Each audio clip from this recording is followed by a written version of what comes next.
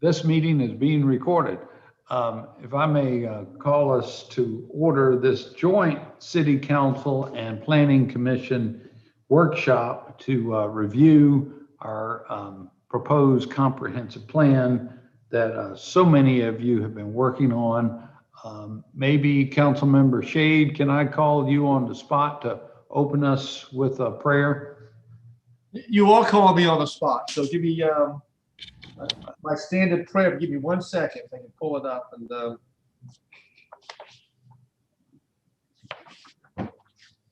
this is for the members of the Planning Commission. This is sort of what I do on the Ways and Means prayer. It is as follows: let us set about doing the will of the people of Charleston, and in so doing, let us be people of goodwill. We pray that the Lord will bless us and keep us. The Lord let his face shine upon us and be gracious unto us. And the Lord look upon us kindly and give us peace. Amen. Amen. Again, thank you for coming together this afternoon. Madam Clerk, Jennifer, do we need to take a roll of any kind, or do you have? I can if you'd like. I think we're missing 3 council members, but otherwise we do have a quorum. Okay, great, terrific. And Planning Commission members, you also have note of who's here and not? Yes, sir. Oh, great, terrific. So, and Charlie, you were not quite in the room yet. I just made a off the cuff remark, but let me say it officially. Of sincere thanks to you and your Planning Commission colleagues for your service to our city. And I know you've all put in extra hours over the last year and a half as we've been considering this comprehensive plan. It's so critical to the future of our city that we, in addition to being required by state law, but it's critical for the future of our city to take time to pause and reflect. We all get busy trying to do things, and sometimes we just need to take that little thinking time, a little pause and assess where we're going, where we come from, and what's important. And the fact that y'all recognize the importance of our relationship with the water, with protecting our city long-term from sea level rise and extreme weather. The fact that you recognize the critical nature of affordable housing for the future of this city and issues of equity as well. I think it's a remarkable effort and job that's that we're going to hear about today. I commend you also for going the extra mile during a pandemic to really increase public engagement, albeit virtually mostly, but that was a remarkable effort to make that happen. So before I turn it over to our planning director, Robert, I would, Mr. Chairman Carish, if you have any remarks on behalf of the Planning Commission, since this is a joint meeting of our 2 bodies. Thank you, Mayor Tecklenburg. And I too want to thank the commission members. They spent a lot of extra time because it is so important. We wanted to get it right. And we had some extra meetings and a lot of feedback, and it was all good for the plan. But I particularly wanted to thank the staff, Mr. Morgan and everyone on staff, because they spent so much time, the hours, weeks, months of putting this together. They really laid a great roadmap for us, and I appreciate all their work, and I appreciate City Council's work on everything we do for the city. Thank you. Well, God bless.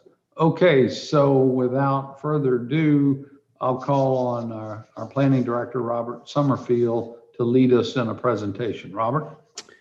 Good afternoon. Thank you, Mayor. Thank you, members of City Council and Planning Commissioners, as well as any members of the community that are out there. So I'm just going to very quickly do a little table setting and then turn over the presentation to Mr. Christopher Morgan to walk us through the plan and then set it up for any discussion between our planning commissioners and our city council members. So for those of you who don't know, comprehensive plans are they are often in most parts of the country, and in fact, many parts of the world where comprehensive plans are done, they are something that are done once in a career. Usually, these are generally very long-term plans. South Carolina is somewhat unique in that it requires a new comprehensive plan or significant update to the comprehensive plan every 10 years. What I want to emphasize with this plan is this is not just the every 10-year update as required by statute, as the mayor mentioned. This is a complete rethinking of the future of the city of Charleston. The approach that this team has taken, as the mayor mentioned, the very concept of addressing land use and future development based on sea level rise and the impacts of uncertain weather conditions caused by climate change. These are things that the rest of the country, even other coastal communities, they're not there yet. And this community, this city is leading on that thinking. This is, again, coming into it here at the tail end. One of the things that excited me about coming here was this forward kind of thought that's gone into this plan, and that will take this community, I think, into a much better position in place over the next decade and further. Again, just can't emphasize it enough. This plan is also a testament to the times in which it was written. I think it's important to note that the outreach efforts that this team, both the city team and the consultant team took, dealing with the pandemic and the kind of shifts that made in the traditional ways of doing outreach were phenomenal. I think the attention, the community had already been dealing with the ramifications of not paying close enough attention to underrepresented communities. But then that responsiveness within this plan to equity and social injustice that's been highlighted over the last year and a half, 2 years, that has gone into this plan. That is different than what has come before it, not just locally, but even nationally in comp planning efforts. So I want to commend the team. I want to commend the community. The community has been integral in the development of this plan. And it has been vitally important that those voices have been heard and continue to be heard as this plan not just comes to council for adoption over the next couple meetings, but is implemented in all the different things that we will be doing next as a planning department and as a community to implement this plan. So with that, I also wanted to spend just a moment giving a special thanks to our consulting team. Christopher will go into thanking our staff, which is tremendous. For a plan like this, to have essentially five staff members working on it is just an unbelievable lift, and what they've accomplished is tremendous. But I also wanted to take just a few moments and thank our consultant team that has worked on this plan with us and with the team. Specifically, I want to thank the Wagner and Ball and the Water Institute of the Gulf with Circlus Design, and hopefully I didn't mispronounce that too badly, and Robinson Design Engineers.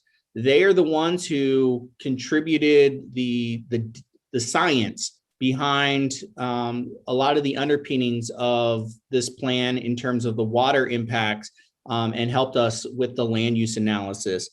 Additionally, I should say we do have members of the consultant teams on this call today, so that when we get through the presentation, if there are any questions or any asks that any member of the city council or the planning commission may have for them, that they can help provide some additional background and information on. I also want to thank Community Data Platforms who helped us with the housing analysis. Additionally, on that outreach effort, we had Community Solutions Consulting, LLC. We had, I'm going to say it wrong, even though Chloe told me how to say it, ASCO Group, and Civic Communications, again, with that outreach and engagement. I want to do a special shout out to Mary Mac Wilson, who, even as she is in the hospital, in the maternity ward, giving birth to her new beautiful baby boy, has been communicating with the team and helping them get some of the last minute edits in that are a part of the draft that you all have before you. Additionally, because as I mentioned, this plan takes a different approach than past plans. This effort also reached out to an area of the community that has not necessarily been outreached to in previous efforts, which is the Hispanic community and the Latin American community, with efforts to provide materials and outreach in Spanish as well. So I also want to thank ArtPot for the Spanish language outreach that they did, as well as Zolta Language Justice Cooperative for some of their translation and interpretation.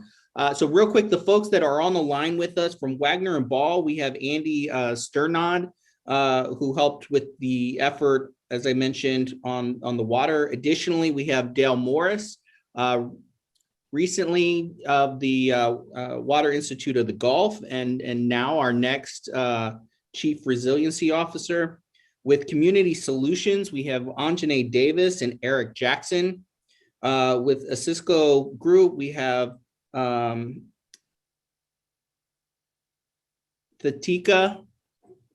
going to get it right, Thatika Robinson. And then with Civic Communications, we have Julie Hussey. And then finally, with Community Data Platform, we have Anna Tapp and Remy Beveridge.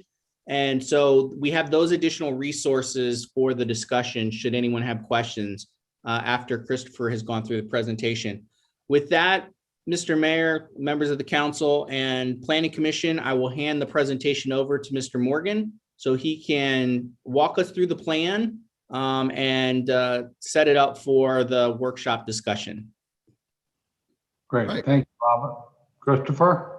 Yes, sir. Thank you, Mr. Mayor. Thank you, Robert. I'm going to go to a screen share here, and let's see if we can pull this thing up, and let me get to full screen. Where's my full screen? There we go. Are you all seeing a logo and city map and my cursor now? Is that on there? All right. So this is the cover of the plan. And of course, it's our new 2021 city plan, otherwise known commonly as our comprehensive plan. We had the cover. You don't see the entire cover here, but the idea is to show all elements of the city, all parts of the city, our big 5 areas of the city. As Robert has already outlined, we had a huge amount of help on this document, and they're all listed here in the document itself. And then the state requires us to have a number of different categories in this plan. And I'm just going to go over these real quickly.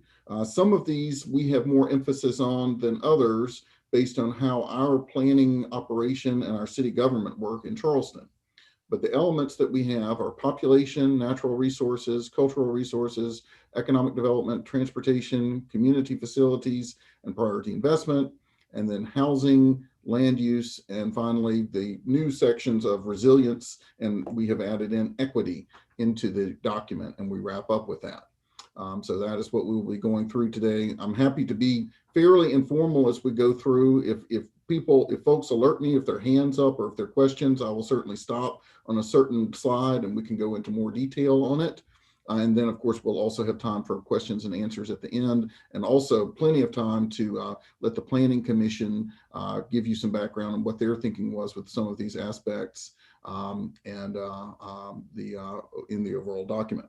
Hey, Christopher? Yes. This is Dudley. You said we can ask questions as you go along. Yes, sir. I will try to accommodate that. I'm only able, because I've got the screen share, I'm only able to see about 6 of you all, but if you all will speak up. Yeah. Or Could you go back to the previous screen? Yes, sir. If I understand you correctly, these are categories that are required by the state, right? Correct. Yes, Okay. sir. We have the options of adding. I'll go beyond the scope of what they require. And the reason why I'm raising the question is the plan clearly discusses the disparity study that was done by Avery in 2015. Mm-hmm. And where I'm going is, should we be doing planning with an equity lens without dealing with criminal justice issues or public safety issues as a part of the overall planning. Because And- as you know, Mhm. criminal justice or criminal justice reform was a major portion of that disparity study, which clearly talks about that system and how it has been negative in many ways towards certain populations. So my question is there a reason why we excluded certain things like public safety? I know we mention it in certain sections, but to have that as a planning category as we move forward with looking at things with an equity lens. So this is primarily the way it functions in our city government is this is primarily a land use plan and also a kind of growth of the city plan. The state does require that we look at community facilities, and that would include public safety facilities like the physical facilities and things like that. But it doesn't really get into how those entities of the city government operate, you know, their overall operation. I would think that that would typically be a different type of document. You know, I'm not aware of other plans in South Carolina. Maybe there are some other ones across the country that deal with how police departments function on the ground. Typically, it's more about where the facilities are, you know, where new facilities might be needed, things like that. What's the growth of the community that could inform the police department about future resources they might need, things like that. Okay, I understand your answer. So are you saying then that that particular category may not be necessary under a comprehensive plan? Under what South Carolina requires, I don't think that how the police department functions, I don't think that's one of the things that. No. I'm not talking about functions. Okay. I'm talking about a comprehensive plan that's using an equity lens in order to prepare it and to implement it. We won't. I don't want to belabor it. It's just that, you know, I see as a major part of any comprehensive plan that is being done through an equity lens, okay, as defined in this document, okay, somehow, okay, should talk about how we're going to do things to foster greater and better relationships with our public safety department. We are already operating under a study of which our police department is fully implementing and implementing very, very well. But I'm just trying to figure out why that kind of social issue would not be a part of this. And I think you answered, you said it's basically land use? Yes, sir. And you know, the physical aspects of the community and housing and things like that. Yes, sir. Okay. Just food for thought. Thank you. Okay. And I'll be raising similar questions throughout the presentation. Thank you. Councilmember Gregory, if I may respond, I think that is one of the reasons why equity was added to this last section, resilience and equity. And just looking on the recommendations in that part of the plan is to work, number 2 is to work with other city departments to implement the recommendation from the Special Commission on Equity, Inclusion, and Racial Conciliation. That would not only include the police department, but really all city departments. So I guess maybe it's. Yeah, I did see that, and that did give me some relief. Yeah. Because once those recommendations are completed, council will have to decide whether or not they become a part of action items in the comprehensive plan. So I did see that cross-reference, and that did give me some solace that Yeah. Okay. we will not only get to policing, but we'll also get to education and some of the other components of the commission's report. Thank you, Mayor. Great. Thank you. Good. Christopher. All right. So this is the area that we're planning for. This is our 5 land masses from the peninsula to James Island, Johns Island, West Ashley, and the Cainhoy, Daniel Island area. What you also notice on this image is the urban growth boundary as it exists today. And that's the dark line at the edge of the kind of gray areas. And that is the line that has more or less been in place since about 2000. And it demarcates the areas that are more suburban or urban in growth and land use pattern inside of the urban growth boundary and are primarily rural outside of the urban growth boundary. And we have continued to use that technique in this document, and it's a foundation of kind of how we do planning in Charleston. It also is, we have concurrence with Charleston County about how they use their urban growth boundary and the areas that they cover. The plan was based on 4 guiding principles. And these were water first, to be anchored in where the water is and where the water is going to be data smart, to use the best data available to understand the challenges facing our city, to have strength and diversity, to be oriented towards actions that protect our city's historic diversity, and to be community empowered, to ask all members of the community to partner in the planning process. So these we try to echo throughout the document, and hopefully all our recommendations are echoing these as well. The plan also incorporates and will incorporate, in one instance, existing plans and soon to be adopted plans that have relationship to the categories that this plan covers. First and foremost is the One Charleston Parks and Recreation Master Plan, which is going to be presented to you all very shortly and would be adopted obviously this year, just like this plan would be.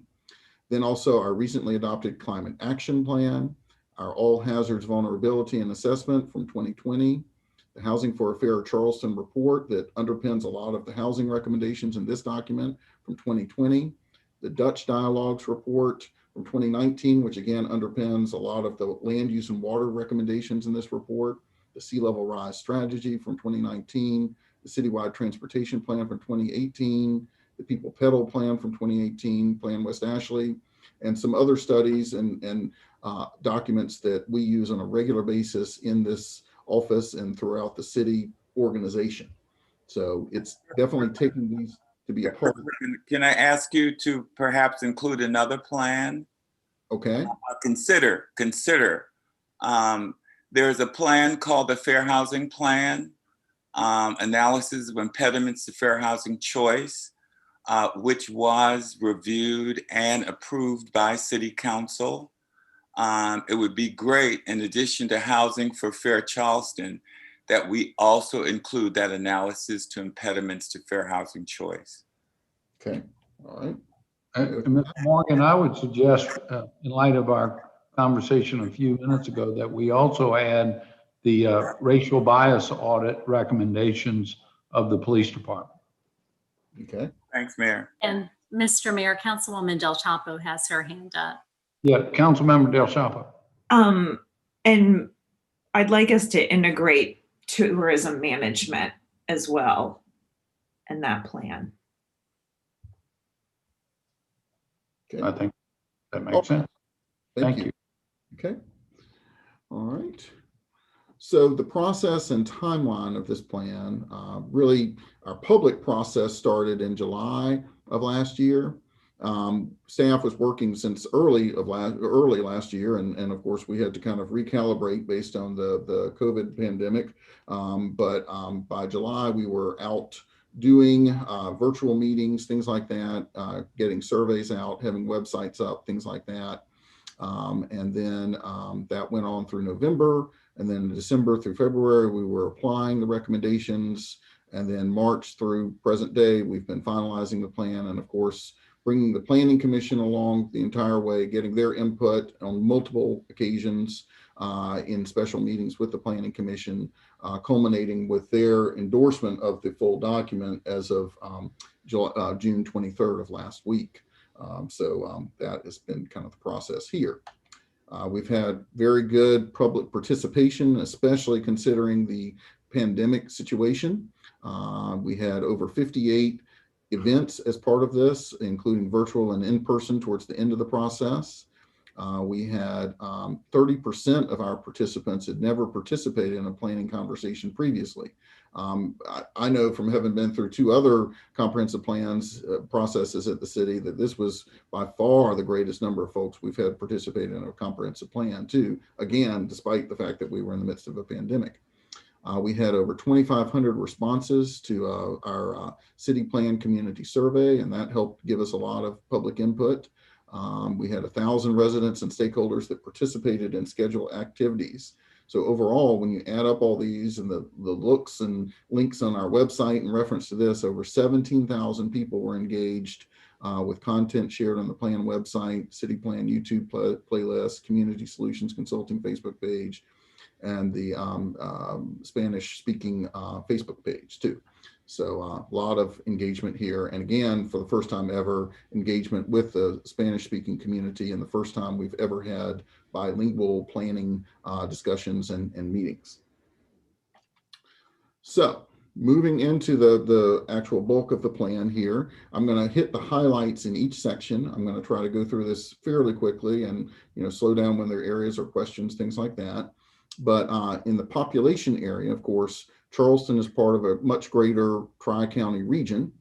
We show where our plan area is on the graphic to the left here. And we show the fact that Charleston, I know everybody feels like Charleston is growing so rapidly, and we're growing at about a 14% clip between 2010 and 2019, but that pales in comparison to how fast Mount Pleasant has grown in the same time period of 33%, or even a smaller town like Hanahan, which has grown almost 50%. The growth in Charleston has primarily been from in-migration, as you can see in the chart on the right.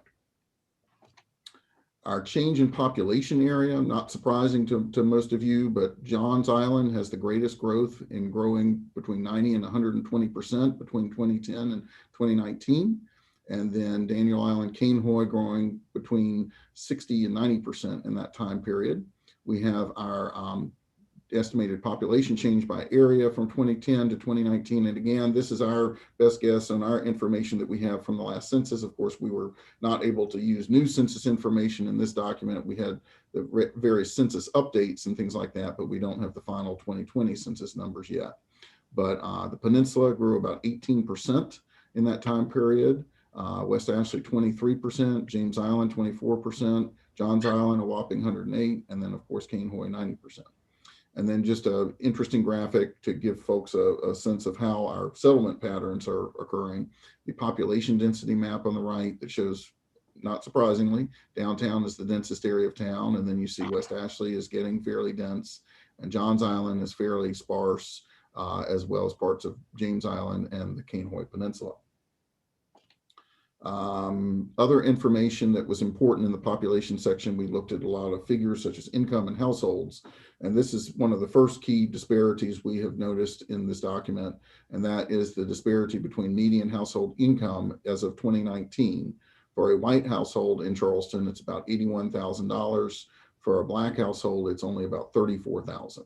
And that is also shown on the chart to the right. The change between 2010 and 2019, that disparity has actually gotten worse. While both types of households have seen their incomes increase, the disparity between the two has gotten worse. And that is an unfortunate thing, and something we would want to obviously work to improve on as this plan moves forward. Into the natural resources section of the plan. And one of the important things that we are finding is we look at all of our natural resources, and we'll get to the whole water and those impacts first. But as we get to the things that are on land, the fact that our tree canopy is experiencing some pretty great loss is important, and it also factors in, of course, to drainage and flooding issues. And this is a graphic that shows where the highest loss areas are, where, not surprisingly, you've seen a lot of new development, and the difference in canopy between the year 2000 and the year 2015. Of course, our tree regulations have strengthened in that time, but we're still losing, some trees to development. And there's some strategies in the document and some things we can do with zoning and other codes to hopefully limit this a little bit more, and also work for new tree planting when new developments go in. moving on to our cultural resources section of the plan, one of the most significant things in that section is for the first time ever, we are documenting in a city planning document where our historic African-American settlement communities and neighborhoods are. And this is an overall map of these. There still needs to be a lot more research on these areas. This is just kind of scratching the surface. We've worked with neighborhood representatives and other folks in the communities to give us a sense of where these areas are, but we definitely need to define them a little bit further. But this is kind of a first alert as we do our land use planning to say, hey, we've got these areas that are part of our land use plan that need to be recognized. We need to do more research on how this particular settlement area that a land use decision might be happening near relates to that particular area and any change that's going on or any feelings of the community about wanting to stay a certain way or wanting to progress in a certain way. So it's just pointing out the need for more study, for more in-depth analysis within these areas. And you will see them also on the land use maps. We just wanted to show them all here. We have about 56 different named areas, a lot of them in the downtown, a lot of them on James Island. But we're really proud that we were able to get these pulled together. Huge debt of gratitude to a lot of folks in the historic resources community, also to Donna Jacobs from our own planning commission who helped a lot with this. So this is a real achievement, I think, in this document, and you'll again see these echoed in our more detailed land use maps in a few minutes. So into economic development and some of the key highlights in this section. Of course, we have to look at the existing situation in the city for economic development. Things like the key employers, of course, Medical University of South Carolina is still our key employer at 13,000 jobs in the city. Again, this is just the city of Charleston boundaries. This is not into other parts of the region. It's interesting to note that in our region, I'm going to shift here a little bit, in our region, job creation has really been great in the food and culinary areas, which saw an increase from 2013 to 2018 of 6,800 jobs. Second only, well, the second category being construction trade workers and then back office workers. The top 4 job creators have been construction trade with 4,100 new jobs, food and beverage already described, research and management, and back office. Regional cost of living comparison shows, again, something that probably not a lot of folks are surprised by in the Charleston region, that we are a fairly costly city and region to live in. Our composite index, when compared with these 8 other southeastern cities, including Washington, D.C., is that we are ranked number 2 as far as the cost of living in these 9 different areas, second only to Washington, D.C. And in particular, housing is expensive, as no surprise to everybody. Utilities are fairly expensive, and even grocery items, for whatever reason, are slightly more expensive here than some other areas. But the housing is a big factor here, again, second only to Washington, D.C., and part of the reason that we're having the housing issues that we're going to go into in just a minute. Hey, Christopher. Yes, sir. What do these number of values really mean? It's about how expensive these items are in the different areas. And they have a set of, like in a grocery store, what similar items are that they buy in one grocery store in Charleston versus one in DC or one in Charlotte, that kind of thing. And it's interesting how like grocery items are pretty close together, but then you get housing and there's huge disparities from, Myrtle Beach to the DC area. Well, just take that 152 number for the composite index. Well, I'll shift that. Let's go to the 241 for Washington housing. What does that 241 mean? How are they comparing that? Are you talking about, is that the cost for rent, the cost for mortgage payment? I think it's the monthly or annual housing cost of average families in that area. I'm going to pull in Eric Coleman, who helped us put together our economic development section. Eric, do you have some more quick info we could give Mr. Councilman Shade on this? So actually that was Jim that had pulled up the cost of living comparison for this. Okay. Yeah, I can help. So this comes directly from the 2020 adopted budget. And I believe the way the index works is that 100 would be a average baseline for comparison. So I think it's pulling from all these cities and coming up with this index as a way to compare across different cities. So 100 being a baseline, below that would be below average, and above that would be above average. But I'm not exactly sure, the exact comparison, or what each notch up would equate. So if I could just pursue that, when you say 100 is a baseline, then and for the city of Charleston, our utilities are right on the baseline at 102. That's average. We're not too expensive, but we're not cheap when it comes to utilities. Yes, that's the way that I understand it. So, I mean, if the 100 is the baseline, these are not extraordinary numbers. Yeah, I think our point in showing this was just as a way to compare across some of the other cities in our region. And I think especially pointing out that housing seems to be the thing that is driving our cost of living. Yes. Okay, that answers my question. Thank you. Okay, going to move on from here. So moving into transportation, of course, this plan does not kind of set new ground necessarily in transportation. It's relying on previous plans that have been in place and working very well for our community, such as the Walk Bike BCD plan, the Rethink Folly Road plan, the Charleston County People to Parks, our design division report on People Pedal, and our plan West Ashley, and then finally, and most importantly, the citywide transportation plan from 2018. So these are all kind of folded into the transportation section in this document. And these are some of the projects that are underway and funded in our region. And hopefully you all know about all these, but I'll just do a quick summary because a lot of the planning we do relates to where these are in the process. Perhaps the biggest and newest and most significant for a lot of land use implications is the Lowcountry Rapid Transit Corridor, which is funding through the half-cent sales tax that Charleston County has.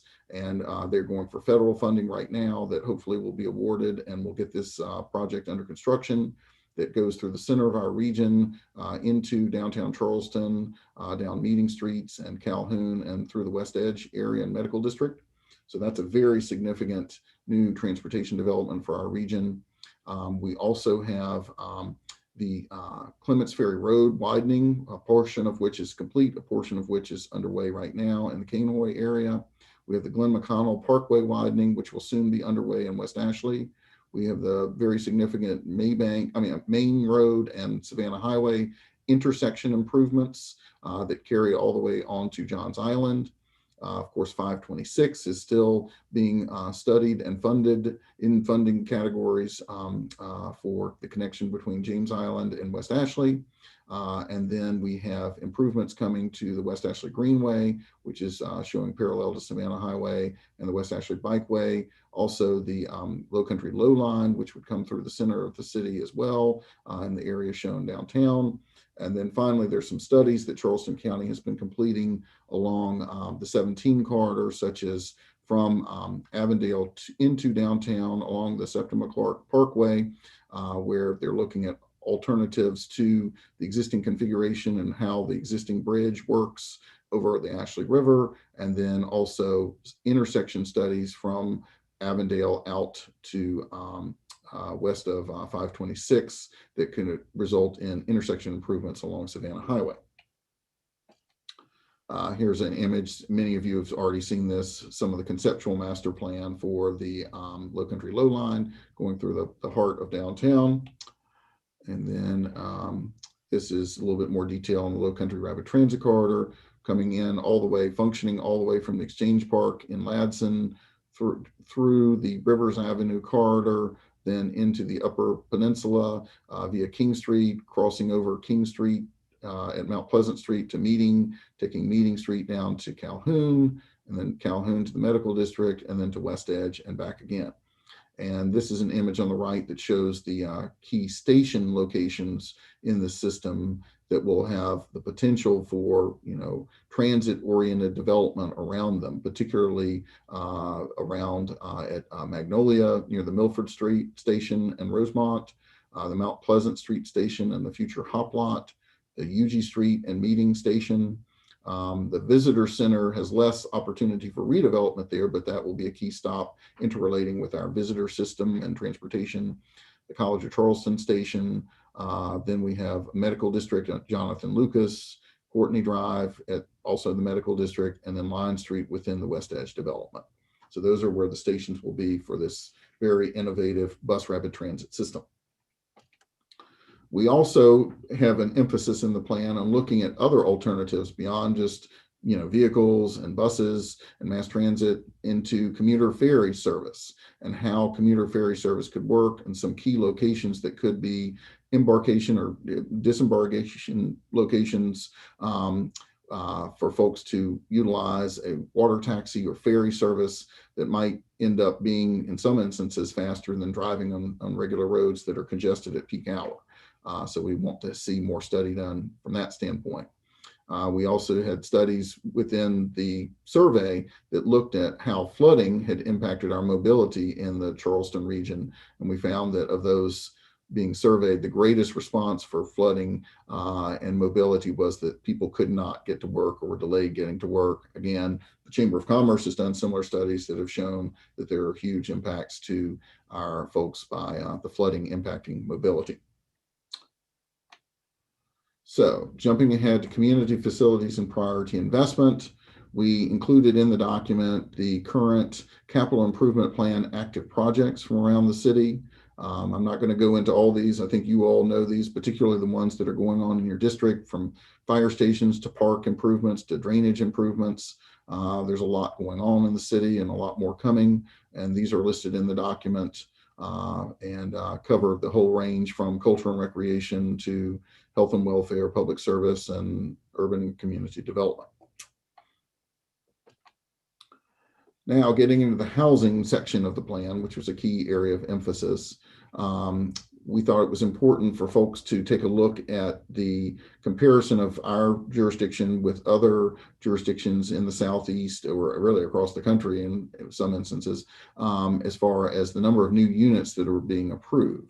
And this is as a percentage of existing housing stock, and it's for the years 2014 to 2019. So Greenville is producing almost 3.25% of its existing housing stock over each year in its new construction. Durham is up over 2.5%. Charleston is less than 2%. So behind some of those southeastern areas, but we are ahead of some of the smaller areas in the Southeast, like Georgia, like Savannah, Georgia, or Asheville, North Carolina. But it shows that we aren't getting as many housing units produced here as might be helpful to meet the demand in the market. And then there was a deep dive done in this document, thanks to community data platforms, about our percent of cost burden households by area of the city. And this means folks that are not able to easily afford housing under traditional kind of templates from housing and urban development of no more than a third of your income going to housing. Citywide, it's a figure of about 43%, jumping to almost 63% on Johns Island, and then having a low of 23% on the Cainhoy Peninsula. And this results in some of the need for more affordable housing that I'll show you in subsequent slides here. So this is what is overall needed around the city. It's a total number, and it's a very big number, and it's going to take a lot of work to generate this, but it's about 16,000 units that are needed. And this is in the time period of 2020 to 2030. This incorporates existing folks that live in these areas already, as well as the new projected in-migration. The greatest number of housing units needed under the affordability category is in West Ashley at 6,300, then next in downtown at 4,800, Johns Island at 2,500, James Island 1,800, and Cainhoy, Daniel Island at 757. And this is a sample on the right of the affordable housing costs per month based on various annual incomes. Again, ranging from 120% area median income, not being able to afford more than $2,400 a month, down to 30% AMI, only being able to afford about $607 a month. So you can see that there's a big range there, but still a huge need in this overall area for more affordable units. Hey, Christopher, Yes, sir. is this by coincidence that the size of the population, I'm looking at West Ashley, for instance, I think the number of projected population is around 60,000. In downtown, it's like 40,000. So this is right around 10%. Is that just by coincidence that the number of units is 4,800 and 6,300 for West Ashley? Well, it also factors in the need in these areas. For instance, Johns Island has a much greater need relative to its population than does James Island. And Cambridge has a much lower need relative to its population than other areas. So is this based on the percentage of population, is my question? That is a factor in it, but it's more heavily weighed by the income levels and what people are paying for housing in these areas. Yeah, thanks. Mm-hmm. Yeah. So Christopher, if you don't mind, I've got a question to kind of follow up on Councilman Shade's question. You know, I read through the draft comp plan this past weekend, and one of the statistics that's in there really jumps out at me is that we've got approximately 40,000 or so people that live on the peninsula. That number was 70,000 in the 30s or the 40s. In other words, the peninsula's population has gone down dramatically over the years. I look at this and I think to myself, we're missing a digit on the peninsula. And I wonder if how much of this analysis is based upon current sort of population trends, and how much of this analysis is geared more towards a policy decision of where do we want people, where do we want the density to be, right? Which areas are appropriate for growth? Do we want to grow in an urban setting, in an infill setting? Do we want to be growing more along the lines of some of the sprawl type development patterns that we've seen over the years? Is this forward looking, or is this more of a snapshot in time, I guess is my question. I think there's a good forward quality to it because it's looking at the trends that are occurring on the peninsula, for example, that we're getting, you know, for the first time ever, we're seeing the peninsula gaining, you know, population with new housing units being produced there. So I think we are seeing more units built there. Is it going to get quickly back to where it was, you know, decades ago, the 70,000 figure you're talking about? It's going to take a while for that to happen. But it's definitely seeing a very good, healthy share of the affordable housing units get underway and planned. I think West Ashley, it's a real function of just the huge area that's in West Ashley, the huge existing population that's there that needs affordable housing that is in some of it at present, but also the need to keep that affordable and add to it over the next 10 years, if that makes sense. So, you know, it's not fully based on, you know, putting a whole lot of emphasis within the land use guidelines, but the population projections do have that to a degree. Can I do a follow-up? I'd like to too, if you don't mind. Yes. When we look at the 16,000 need for affordable housing, and we cross-check that with the land use policies and analysis contained in the city plan, do we have the land mass, okay, in these various areas to produce that number of units based on the land use policy analysis that is included in the draft city plan? Yes, sir. But we do have to do it potentially in a slightly denser fashion. In other words, these 16,000 units aren't going to be able to be all single family units. A lot of them are going to need to be multifamily. We're also going to see a huge increase, and we're going to get into this in a minute in this document, a huge increase in what we call the missing middle, the townhouse type developments. duplexes and quadruplexes, things like that, that can create much affordability, and allowing those in more places than they've been allowed in the past under current zoning. But when you get to the land use maps, if you add up all the areas and the density that are recommended in the plan, there's plenty of room to create these units, plenty of room. Thank you. Christopher, I just have to follow up really quickly. I think that your projected number, well, your numbers for the peninsula are high. I think they're way high. I think when the census comes out, it's going to be way less than 40,000. Because remember, in 2020, the census included students, and this time it didn't, because on April 1st, students weren't in place. They were not here.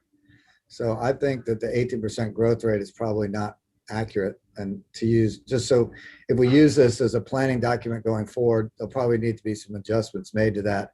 And student housing is one of the things, including affordable housing and student housing. We have to look at both of those. Yeah. And we will be watching for that, because to my knowledge, we haven't gotten definitive word on whether student housing is going to be counted in the census or not. We know that students weren't there. So the way they did it in 2010 was if you were here in place and they banged on your door, they counted you. Right. Well, you know what happened this year in April of 2010? There was no one's door to bang on. So I suspect you're going to see the peninsula population be flat from 2010. I'm not sure that's accurate in reality, but that's what the census data is going to show. Yeah, and we could do some adjustment if we are seeing something like that. I think we're going to have to. The other thing is, in talking about a 10-year plan, I don't know if y'all have consulted with the College of Charleston, but I think it'd probably be a good thing to do before we set this in stone, to see what plans, if any, they have for growth, both on and off the peninsula, because they're going to have to house them. Because I know they'd like to grow, but they have no budget to build housing. And actually, we had a little meeting yesterday about that with Mandy and Robert. So affordable housing, I think we're going to have to think about student housing as well. Yes, and this is Councilman Mitchell. I think on the affordable housing piece, I really don't see it affordable to me, but that's just my opinion until HUD changed this the area median income guideline, because we're talking about an annual income of 30% of the AMI of 24,000, and you go around and check with how many people in the African American community that make $24,000 a year. So I think even in the housing aspect, I don't think we're gonna see it that much so far as it's helping people on the low to moderate income basis. That's just my opinion on it, but what I'm seeing and what I'm noticing, because we're not even making the money here. That's just something I want to throw out there so far as that. But we all go by the area median income of HUD. And I think HUD need to change it themselves too. But that's something beyond our control. Mr. Mayor, I think Councilmember Waring has his hand up. Absolutely. Councilmember Waring. Thank you, Mr. Mayor. I want to touch base on something Councilman Pell said, basically about, and I'm paraphrasing, but anyway, encouraging, he didn't use the word encouraging, but increasing population, I guess, at the city center. Part of that has been going on, I would think, since the last planning document, in that you go all along Morrison Drive, the NOMO district and all of that, we increased the height districts in a number of areas on the peninsula, frankly, to encourage the growth that we're seeing today at the center city, to somewhat, I guess, offset urban sprawl. We used to have 50 to 55 foot height districts, and now some of those buildings can be 10 or more stories tall in the event of being incentivized. So that's a portion that's taken place. As a matter of fact, when we recently voted for a project for Courier Square, again, that height district is something that took place in previous planning documents and approval, by the then mayor and council. So I think that's a continuation. But let me ask this, Mr. Morgan, are there any, obviously the affordable housing piece, and with council member Seeking said, I served on a board over at the College of Charleston, and And believe it or not, one little misknown factoid is the students at a small percentage of students at the College of Charleston that are virtually homeless and living out of cars, believe it or not. That was something that it was kind of like a slap in the face. I didn't realize that is, in fact, an issue over at the College of Charleston. So I can remember one of the pieces to help solve that was tiny homes, this concept of tiny houses, whereas maybe that could qualify for student housing as well. Do we have anything in this document?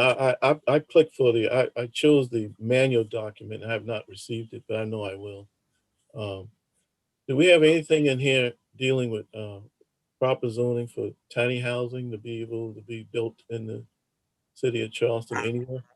Absolutely. There are recommendations about a whole range of unit types, from accessory dwelling units to, getting townhouses, duplexes, things like that, just getting more types of units so more types of housing situations can be met, and hopefully in more affordable ways.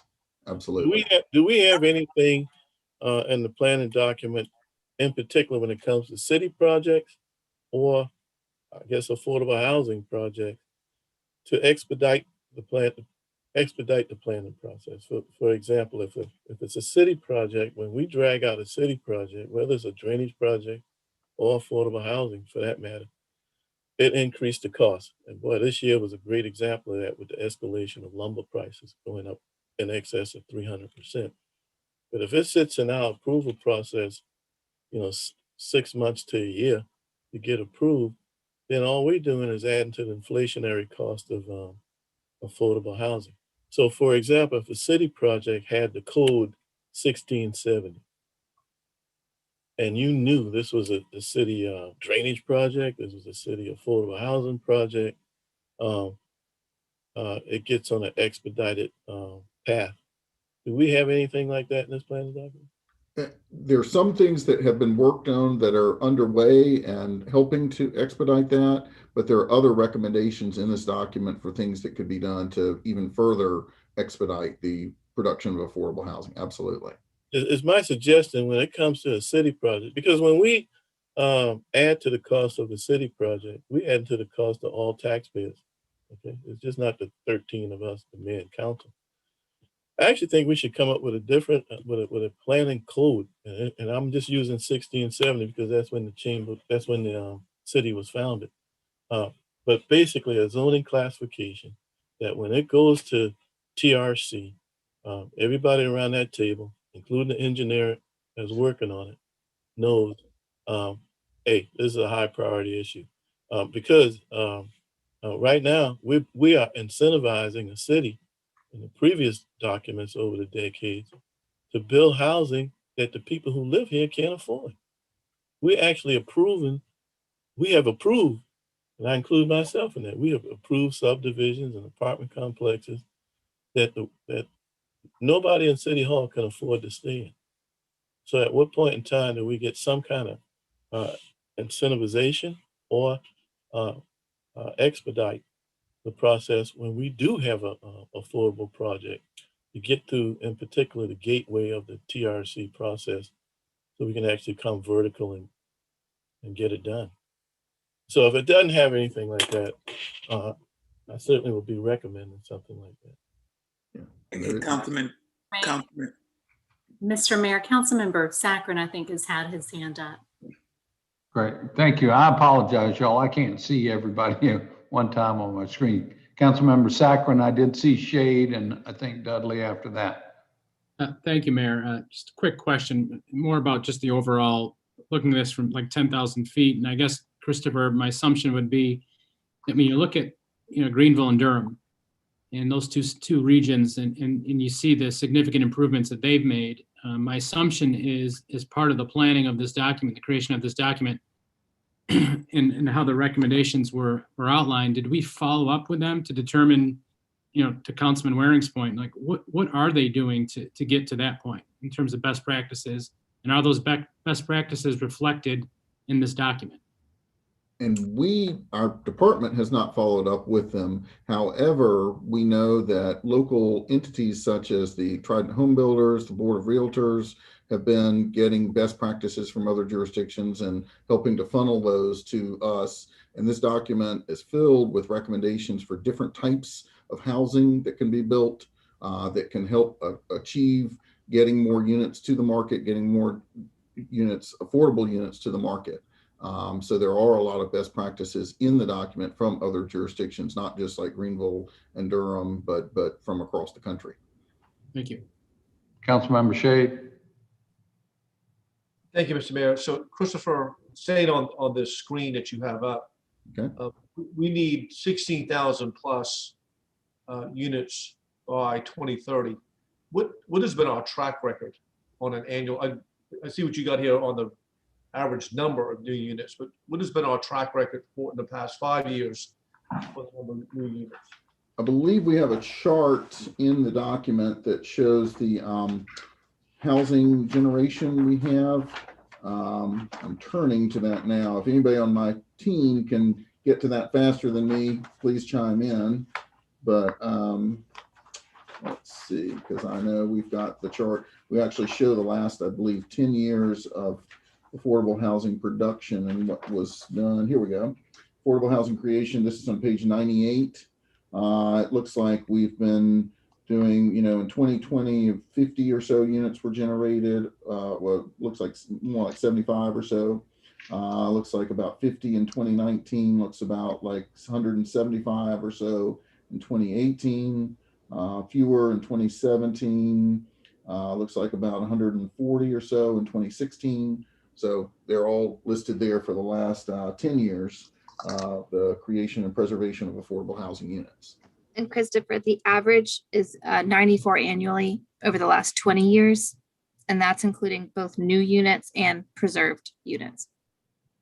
What was that number again? I'm sorry. 94 annually over the past 20 years. Thank you. So, Not nearly enough. Yeah, there's no doubt that, that's part of the reason that we're having the crisis in housing we're having, is getting funding for these affordable units, getting them built, creating incentives for the private sector to build them as well. Councilmember Gregory, did you have another question?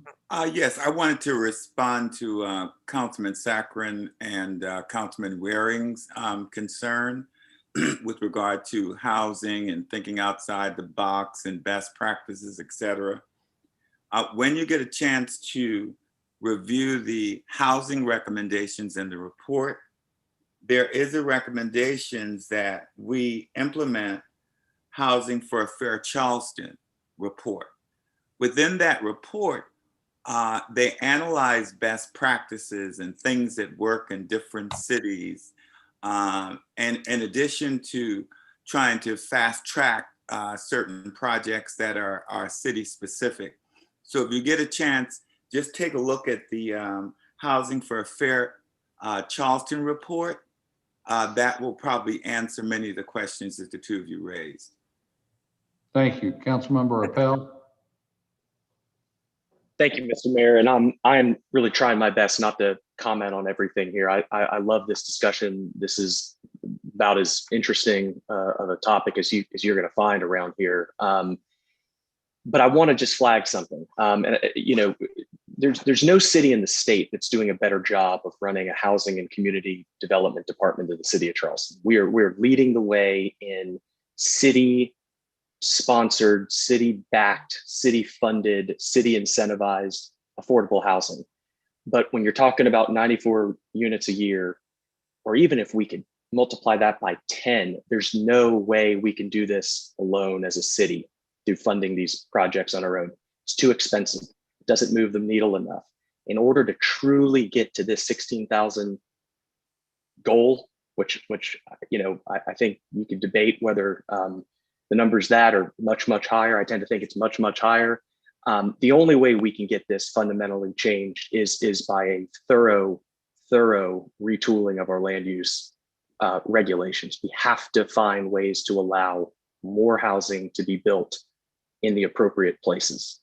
That's just the end of the day solution. It's a supply and demand problem. We got to get more supply on the market and it's got to come in all forms. That's the missing middle discussion, but it's that data point right there that for all of our hard work, all of our effort, all of our funding, all of our resources, there's only so many affordable housing units the city of Charleston can bring on board. We're a city at the end of the day. We're not the development industry, right? We don't have that same sort of horsepower and finances, and we probably never will, but we'll continue to do that. It's important that we're doing that. The city-run, city-sponsored initiatives, but until we fix the fundamental economic problem at the core of this issue, we have a pricing problem. In any other market, whether you're selling TVs, cars, computers, you name it, if there is a pricing problem, you have to find what's wrong with that and why there's a supply and demand distortion. We have to find ways to get more supply on the market. There were 70,000 people on the peninsula in the 30s or 40s. There's maybe 40,000 here today. There could be 250,000 people on the peninsula. There's no reason why it couldn't. You look at peninsulas, you look at cities around the world, you can handle populations like that. There's ways to do it.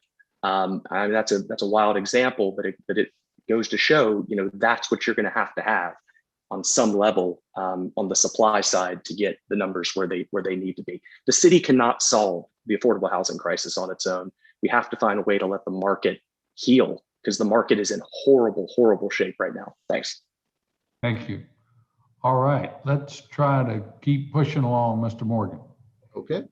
All right, I'm going to move along. This is the graphic about missing middle, just so folks understand the types of housing we're talking about. We're doing great in our region with the mid-rise and our detached single-family houses, but more of the duplexes or the cottage courts or townhouses, triplexes, things like that. And this is, again, some of the national best practices that are discussed in the document as well. So one of the things our planning commission was very interested in discussing in this document was there in all our meetings, every once in a while, you would have folks that brought up the idea of a no growth approach. Like, why are we encouraging any growth in the city? And so because the planning commission shared a lot of the same concerns that you as council members have been sharing just now about, alarmed at the housing situation, we did prepare these items that are on page 100 in the housing section. But what would the impacts of just an overall no growth approach be in Charleston? Of course, they would be halting the creation of new affordable housing, restricting the overall supply, which in the market-based economy would overall drive home and land values upwards. From a local business and job growth standpoint, that would be hindered because you would have businesses that already struggle to find employees due to a lack of affordable housing stock struggling even more. The quality and reliable public transportation could not function because public transit systems rely heavily on ridership, and the lack of density along transit corridors could threaten their viability. Case in point, the new Lowcountry rapid transit, if there isn't enough density along that corridor, it would not work the way it's designed to. And also, just from a property rights standpoint, a no growth approach would also present substantial implications for the current property rights of property owning individuals. So there were a huge number of items that were very significant to having a no growth approach, and the Planning Commission endorsed having this in the document. Moving on, big shift here into the land use and the study of where the water is going to be in Charleston from the Wagner and Ball team. This is a very significant map for this document, and this is a map that shows our elevation risk zones in the Charleston area. The areas that are best on this map are in green, and I know that a lot of the area is not in green, the deep green, so that is where we're going to have to really study things. That's where we're going to really have to look at some density changes potentially. And then most of our area is in the adapt zone, the orangish color here, where some changes can be made that will make those areas more sustainable. And then we have the compound flood risk zones, or the tidal flood risk zones, that have a lot of risk and a need to maybe make some significant adjustments. And just for purposes here, the high ground is defined as land outside of the FEMA 100-year floodplain and above the NOAA max category 3 storm surge. and it has the lowest flood risk, and stormwater detention there has the greatest watershed benefit. And you'll notice that a huge amount of the Cainhoy area is in this category. Obviously, we've got some old growth forest there that, you know, the Wagner Ball report talks about the importance of saving a good bit of that. But we think there are some strategies in this land use section that can create a balance in that area between preservation of the forests, the existing development rights, and the need for that area to house new residents for our region too. Some other areas to point out on this map before we go into more detail on the land use area is the fact that along the Sam Rittenberg corridor, that's this area that's showing in green, where we've got a lot of, you know, older commercial structures. We have very good elevation through here. So this seems to be an area that we might want to encourage more redevelopment in, as we've already been trying to do.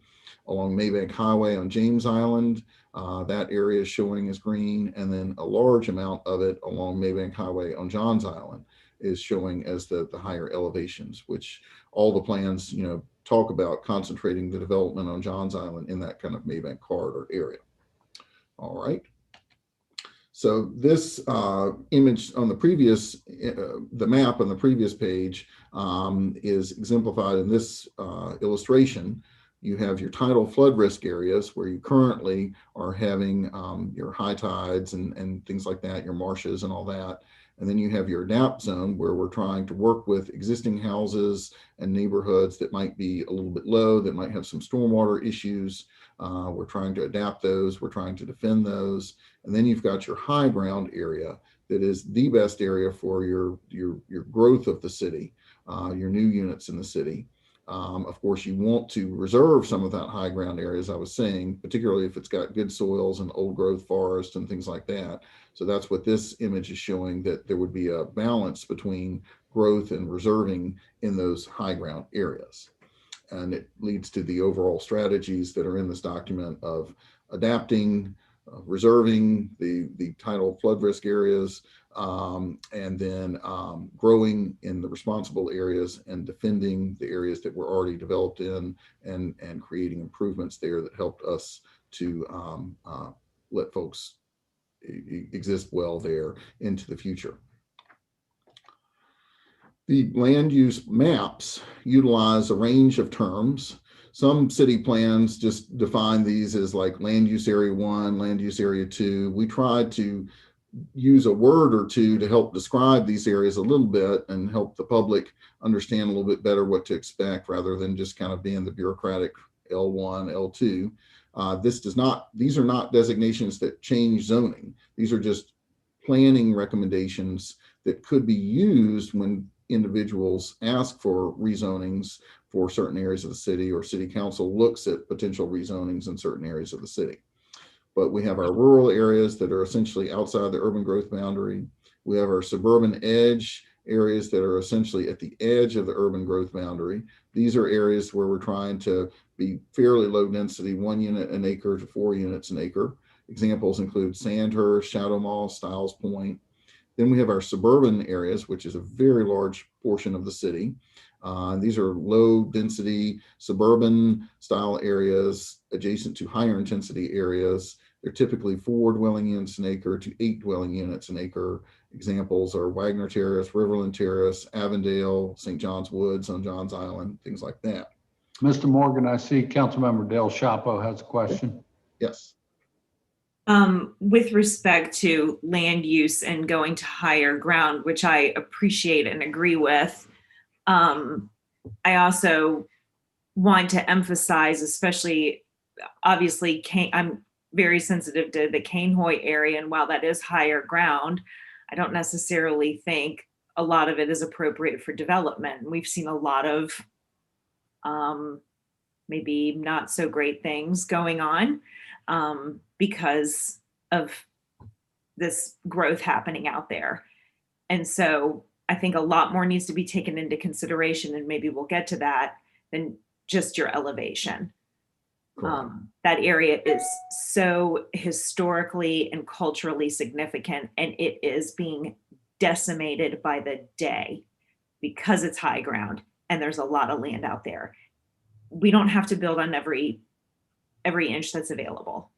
And I want to see that area and its character maintained and respected, and it's not being right now.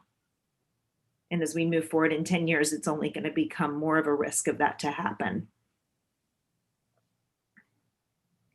Thank you for that comment. Mr. Morgan? Okay.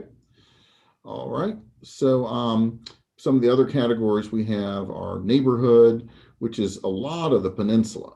And this is definitely a mixed use type of area.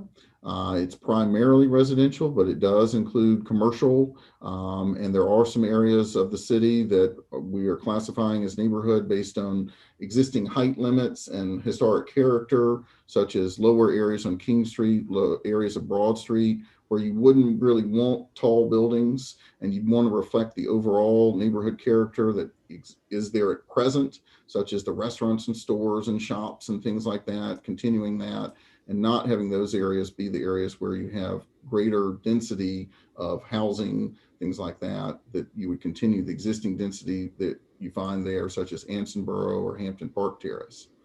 And then neighborhood edge is a term we're using for these areas, particularly in the suburban areas where you've got a center like Avondale along Savannah Highway, where you have a range of services that serve the surrounding neighborhoods. Those are services that you wouldn't necessarily want smack dab in the center of neighborhoods because of the vehicular access and all that.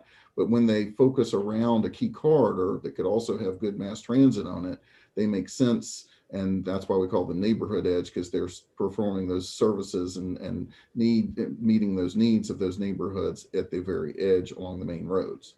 And then we have city centers. We kind of changed the name of this. In the past, we called it urban core. We thought city centers better exemplified what they were. It doesn't mean it's a central business district necessarily. It's just the area of the city that has the most dense and the most mixed use portion of the city. It's where you would have your greatest height limits.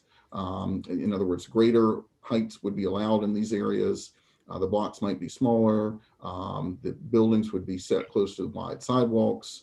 It's also an area that we're trying to emphasize would be on the highest ground elevations, allowing the best opportunities for new or infill development. And this is where our densities would be the greatest. And examples are, portions of King and Meeting and East Bay Streets, and then even into Morrison Drive, and then other areas around the city, such as Daniel Island Town Center. So there are also some more complicated areas of the city that we have allocated different categories that don't fit in those previous six listings. They are the campus categories, such as College of Charleston and our high schools. They are the job center categories. I should also add that the campus includes the medical district in the peninsula as well. They're the job center areas that have unusual block patterns and unusual buildings, very often kind of metal warehouses, things like that, that have small businesses in them, but they still employ a lot of folks. The DuPont Wapu area is an example, the Fort Johnson Research area, the Charleston Executive Airport. And then we have industrial areas that need deep water or heavy rail or highway access. There aren't a lot of these in the city, but we do want to protect those that take advantage of that. Then our parks that would all be preserved and continue to be parks and future parks allocated.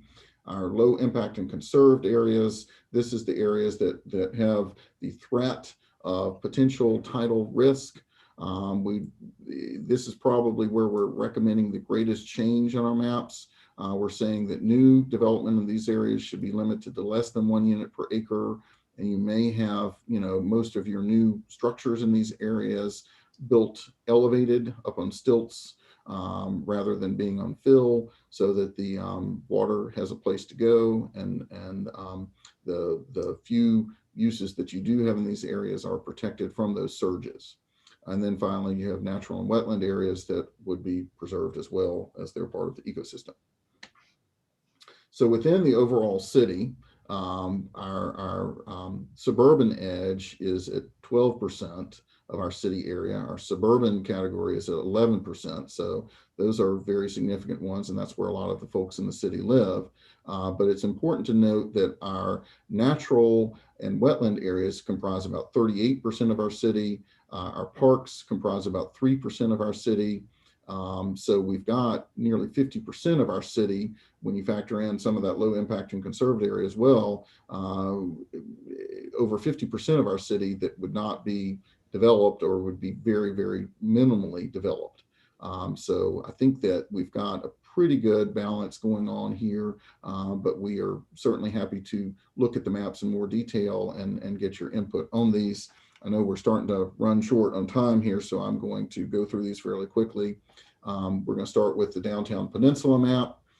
So what you're seeing here, and hopefully you can see my cursor, through the heart of the core of the peninsula, King Street, Meeting Street, we have the city center area. And this is in line with where the future bus rapid transit is going. It's all within a quarter mile to a half mile of that route. It's in areas that have better elevation. It's in areas that have greater height allowances under the current plans and current zoning. Of course, the bus rapid transit then traverses through College of Charleston, the medical district, and over to West Edge, which is also part of this city center designation.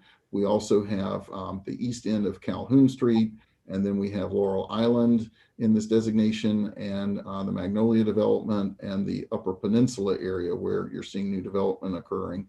All are part of this city center. It's not to be confused with like a central business district. Those are very different things. This is basically a land use category that looks at where the greatest intensity of development would be occurring. And then Ms. Harrison had her hand up. Okay. Who was that, Jennifer? Ms. Harrison. I know we've kind of moved forward, so I don't want to interrupt you, Christopher, in what you're talking about, but I did think that it might be important later on to address Councilwoman's comments about Cainhoy, because I know that at multiple meetings we had representatives from Cainhoy speak about the development and the fact that they did not want our plan to inhibit, I guess, the plan unit development, the ordinance that had been created many years ago. And so I thought that would be important for us to say that we had considered it. And so I didn't know if you wanted to address that now. Absolutely. Or at a later point in time. When I have the Cainhoy map, I was going to talk a little bit about that. Absolutely. Okay. And Mr. Mayor, Councilmember Appel has his hand up. Yes, sir. Real quick on this one, I promise. I noticed that City Hall, the courts, the four corners of law are not included in the city center designation. And I just wanted to flag that for, a response, because, when I think of sort of the core urban component of our city, the courts, City Hall, the federal courts, that's a very important part of the peninsula. And I just want to make sure that our comp plan reflects the fact that, what I assume to be the position of my colleagues, that we value those institutions on the peninsula. And absolutely. And from our standpoint, it is a change from a previous plan that had Broad Street and Lower King and Lower Meeting in what we called at that time the urban core.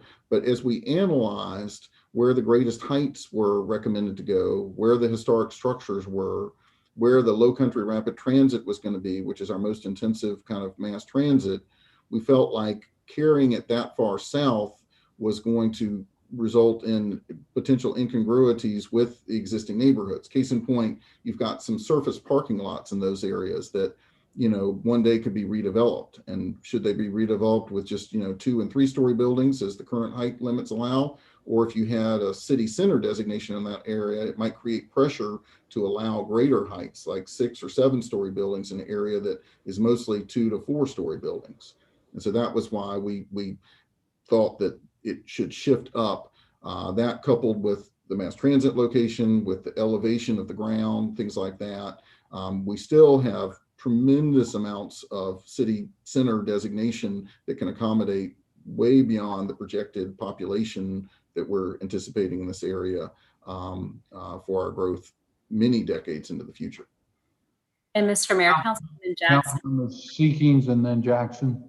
Thank you, Mr. Mayor. Just really briefly, because I know we got to get on the other maps, but Christopher, I'd like to talk about this map in particular. I think that the exclusion of Lower King Street is something we need to talk about. I know there are some surface parking lots there, but there's other ways to deal with it than to call it neighborhood. And then Union Pier clearly is not going to be industrial, and I think we need to start thinking about and planning for that well in the future. I mean, it is going to be a place where there's going to be lots of people living, so I think categorizing it as industrial is not taking into account the realities of what's about to happen over there. Councilmember Jackson. Thank you. I would totally agree with what Councilmember Seeking just said. I was responding to Councilmember Appel because I did listen in on the Planning Commission where they had the same discussion about how to deal with the Four Corners as a zoning designation. And it just occurred to me in looking at the campus, maybe we could call Four Corners our campus, because we know we have beloved institutional buildings there that should never be changed. We're not going to allow any sort of high rises that a city center could potentially entertain. But if we made it part of the campus designation, then it would have a different type than just a residential, but it would not become overdeveloped as a city center. So just a thought. Thank you. Mr. Lassine. Yes, thank you, Mayor. And I want to just point out to the council the approach that the commission took on this. When it says neighborhood designation, that doesn't necessarily mean that every bit of this is a neighborhood. I think Mr. Morgan mentioned that this is a mixed use designation, and it's more about the density that the city is recommending in these areas. This is a quantitative type designation, not a qualitative type. It doesn't say that the Four Corners of Law or the County Judicial Center is not a part of the center part of our city, and it's not important. What it's saying is that we don't want the highest densities in these areas. I think be careful with paying too much attention to that term neighborhood. Perhaps there's a better name that more accurately describes what we're discussing here. But anyway, I just want to mention that because that's the way the commission, I believe, approached this issue. Thank you, sir. Appreciate that clarification. Christopher? Okay. All right. I'm going to jump ahead to some of the other maps. So we've got the inner West Ashley map, and pointing out here, first off, we do have, some low impact and conserved areas within existing neighborhoods here. And it's important to point out where these are. And this is based on elevation and where surges are, things like that. So this would definitely become a defend and adapt area for these existing residents. Future development here would have to take that into account as well. But some of the old Windermere, South Windermere areas, some of the areas behind Farm Field and areas like that are along the creeks in there are at very low elevations and would be part of this low impact and conserved area. The bulk of the area out here is suburban at 14%. Then we have our neighborhood edge along some of Sam Rittenberg, where we've got existing residents there, but it could be that some of these areas are kind of reimagined as they redevelop over time. We definitely have some older shopping areas here that we had put into the city centers area with the idea of encouraging redevelopment there by giving more density to these areas, density bonuses that might encourage their redevelopment. Citadel Mall is in that same kind of bag of incentives for potential additional density there. Of course, they already have a planned unit development that allows for a good bit of that. The Ashley Landing Shopping Center and the city's own Sumar site are in this city center area as well. I'm going to kind of jump along so we keep things on time. This is further out West Ashley beyond 526. Here, areas of significance include the neighborhood edge around the West Ashley Circle, where we're already seeing development of that type occurring with the new Harris Teeter Shopping Center out here, the Walmart that's out here, providing services to the folks out here. We're seeing an idea for job centers along Glen McConnell Parkway. We do have existing zoning that does allow for some multifamily, and we're seeing some multifamily developers come in there, but should those projects not actually materialize, I think that those would be areas that the city could be looking to encourage more job center office type development. You've got the West Ashley High School campus area. You've got the St. Francis campus area over here. Of course, the Church Creek Basin. A lot of this area is in the low impact and conserved color here, including some of the existing neighborhoods that are here that we all know about the flooding issues that those areas have experienced. You also see, of course, the urban growth boundary here, the future along Savannah development, and that is in a suburban category because that matches the type of density that their existing PUD and development agreement allow for. You see the existing landfill in the industrial category because that's the type of use that's occurring there, and that's going to be a long-term use on that site, as we all know. Another area that I kind of neglected to point out is our Doo-Wop area that shows as the job center back here in the Wapoo and DuPont Road areas.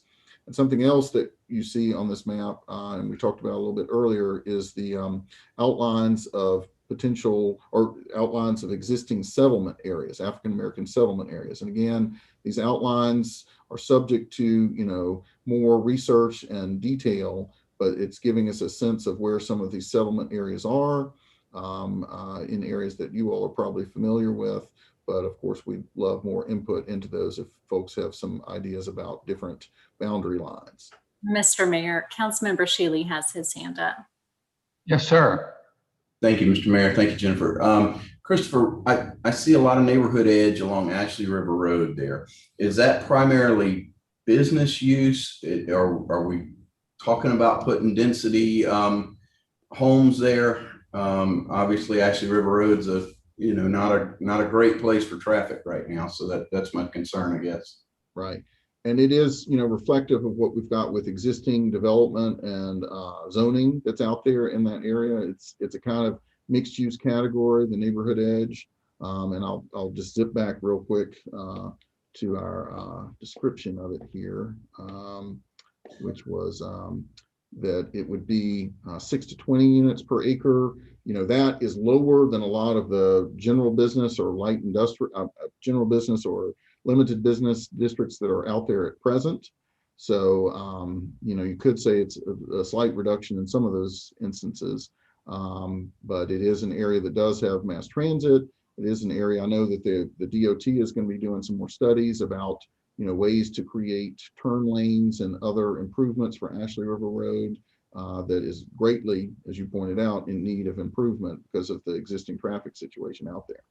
Yeah, I would just strongly disagree with this right here. I just think it's too much. I mean, the roads cannot handle the amount of cars that are on it right now on Ashley River Road in that specific area where you've got neighborhood edge there along Ashley River Road. I mean, I just don't know how we can add any cars and have that amount of density. So I completely disagree and would strongly encourage us to change that. I don't think it works there.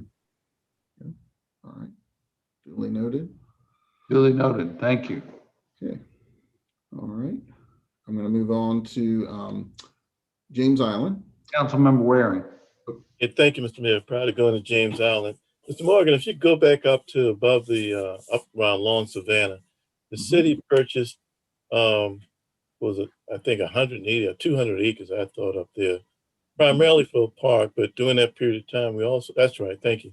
We spoke about potentially having some affordable housing on that 200 acres in the future. Will it be zoned to do that under this plan? I think the 200 acres that we purchased it was purchased with Greenbelt funds, I think. So I think it would have to be used for affordable housing. Now, Long Savannah has provisions for affordable housing in it, but the 200 acres that were purchased there, I think has to stay park. I remember specifically speaking to Mayor Rowley about about that aspect if a piece could be carved out to help create affordable housing out of that 200 acres. Anyway, in the event that we have to go back and revisit that with Greenbelt, we don't have inclusionary zoning. And what has happened in sprawl over the decades is that this is an example of building unaffordable housing for certain people. And all of those subdivisions that's previously been built out there, none of them have affordable housing in them. I mean, Shadow Mars, Village Green, Hickory Hills, Hickory Farms, and it would be a continuation of doing the same thing. Now, granted, there's some aspect to Long Savannah, but that's just part that I certainly like to revisit. That was done prior to your administration, Mayor Tecklenburg, but don't want to hold up the meeting anymore, but just an area that we need to revisit. Thank you, sir. All right. So on to James Island. The first thing a lot of you might notice is that we've got a lot of the area in this grayish or silverish color. That is what is in the town of James Island. So we are not creating a plan for them. We've worked with them on this. We've had meetings with them, and they've kind of got their own vision for their town. And so we're obviously respecting that and leaving that out of our planning recommendations. But some other things to note here, of course, we've got settlement areas, good many settlement areas, particularly in the Central Park Road area, Riverland Drive, and particularly in the lower areas of James Island, the Grimble areas and all that. And again, these will have further refinement as time goes by. You're seeing here also, because of the highland that's here on this portion of Maybank, that city center designation is the only one that's on James Island. And actually a lot of it already has fairly intense development on it from the apartment complexes that have gone in this area here. Mr. Mayor, Councilwoman Jackson has her hand up. That's all right. You finish, Christopher, and then I'd just like to make a comment. Okay. Some of the other things to note are the large amount of the natural or wetland areas that already exist, and then the low impact or conserved areas. Almost all the Central Park Road areas in this because it's of its basic elevation and threat to flood risk. A lot of these areas north of the James Island County Park are also in that category. Some other things to note. We did do a slight alteration of the urban growth boundary on Lower Folly Road. This was in line with what we saw as the land use designations that already exist on the land in reference to the Folly Road overlay, because the Folly Road overlay has land use designations that are not really compatible with being outside the urban growth boundary. So in an effort to strengthen the thought or the overall consistency of the urban growth boundary, we proposed putting the urban growth boundary on this western edge of Folly Road, and this was part of what Planning Commission endorsed in their document or in their vote.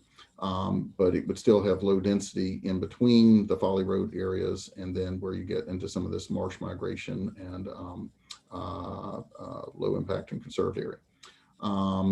Looking for other things that I should point out on this map. Of course, we still have rural areas out here. The outer Grimble area, the bulk of that area is outside the UGB, and so is designated as urban, is rural. And then areas like Soligree are still rural in that area as well. And Ms. Jackson. Member Jackson. Thank you. This is no surprise to Christopher and my friends on the Planning Commission. I am on record that I disagree with moving the UGB. I know that, in a seamless planning world, it's an anomaly to have a housing subdivision that should probably not have been approved there back in the 70s or 80s, whenever that was, and a multifamily apartment community. But I don't think that having those types of build outs are really typical of when you look at the elevation and the settlement communities and the history and the culture of this part of James Island. It's much more rural on the east side of Folly Road. And there's definitely development prospects there. And if we allow more density, we really will be just creating the continuation of, land use that will not be protective over the future. So that's my ongoing objection to moving the UGB. And I appreciate that Mr. Morgan and his team have allowed me to agree to disagree. Thank you, ma'am. Okay. Mr. Morgan. I'm going to move on to to Johns Island. So here you see the urban growth boundary. The vast majority of Johns Island is outside the UGB, of course. The airport is designated as a job center area, and we're seeing some new job center aspects going into this area even as we speak. But the bulk of the emphasis on Johns Island is along the Maybank corridor, where we've got, as you might remember in those previous maps, the area in green, the better elevations. There still are some drainage issues out here, and you've got to look at each individual drainage basin before development could be, moving forward out here. But in general, with the right type of development and analysis of the stormwater, you could have more density along Maybank.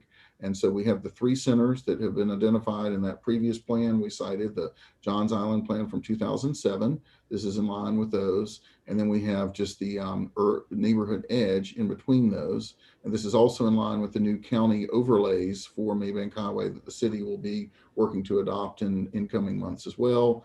And then the densities feather out as you get away from that. You go into the kind of suburban category, and then you go into the suburban edge as you're up here at the outer reaches of the urban growth boundary. Also suburban edge as you head down River Road in these really sensitive areas that back up to areas of marsh migration, which are showed here, or otherwise known as the low impact and conserved areas along through here.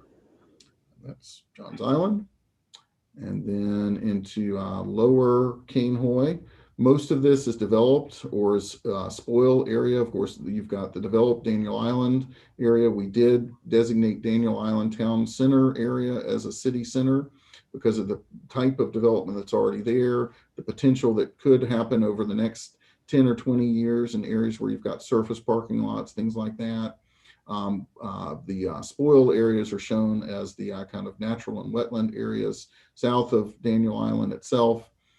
We have areas on lower Clemence Ferry that are all showing as low impact and conserved. So that may bring about some discussions about the zoning that is in these areas at present.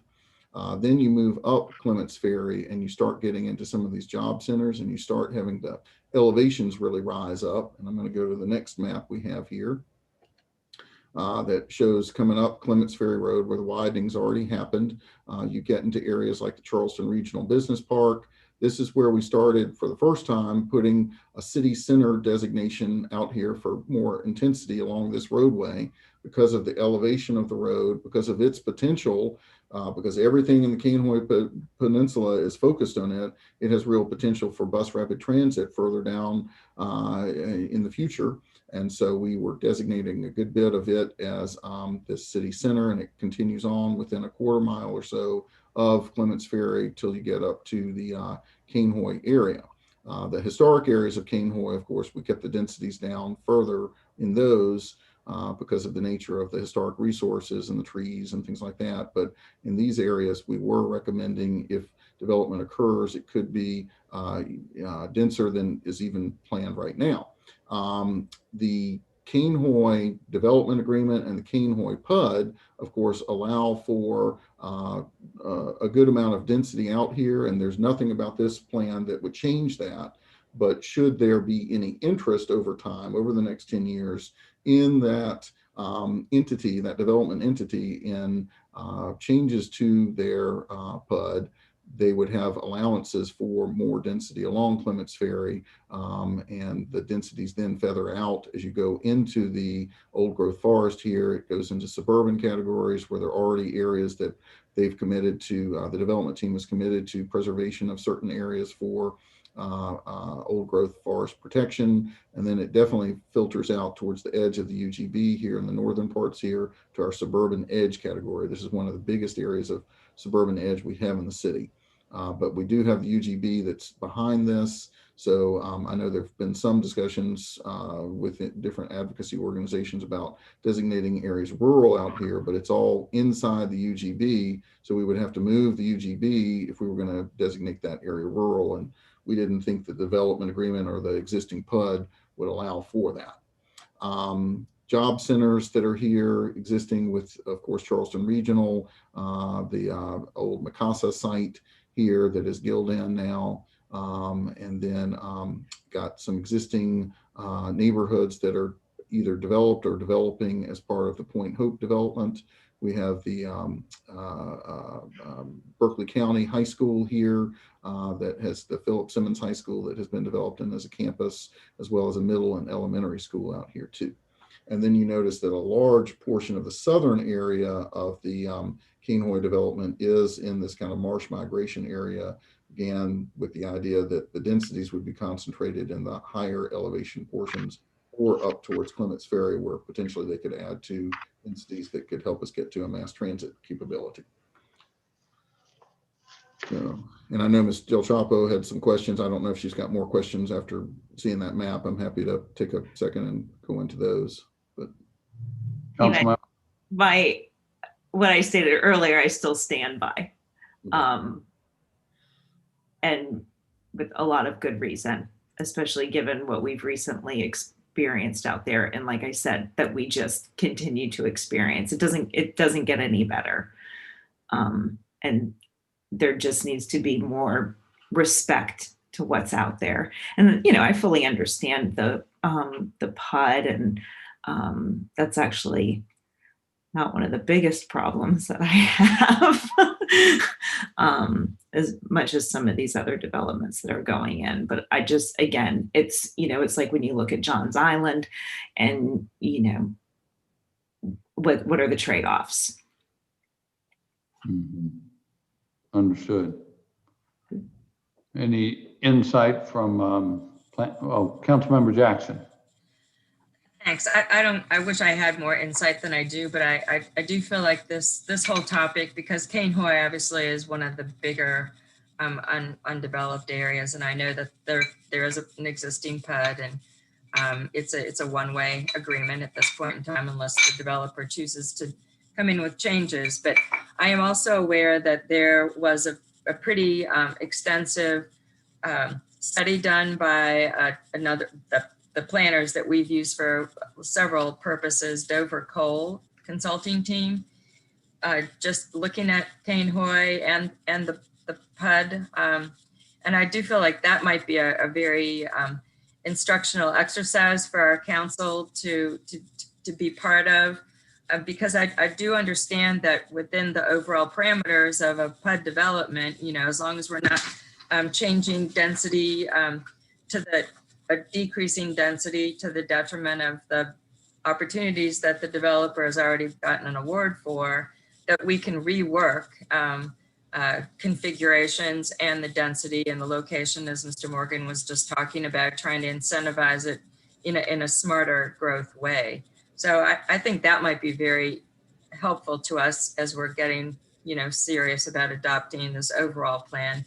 We do have some opportunities that would allow us to work within parameters, but yet be innovative and responsive to the water and land use analysis that we've, you know, entertained from Wagner and Ball.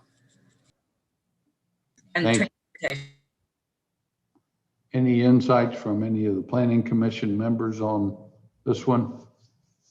Mr. Levine has his hand up. Yes, sir. Thank you, Mr. Mayor. And I just want to pass along to council, at least the way I approach this. We did hear from a number of the interest groups who were concerned about development in this part of the city. And the way I thought about it, I don't want to speak for the rest of my colleagues on the commission, but referring back to, you know, whether it's the Wagner and Ball study or the affordable housing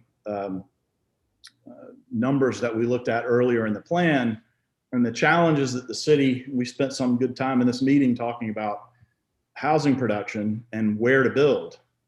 It seems to me that we can take advantage of this highland along Clemence Ferry Road to give us an opportunity to build that housing that we were just discussing, but yet protect those areas as it feathers out toward the urban growth boundary to the north and to the south, towards the river.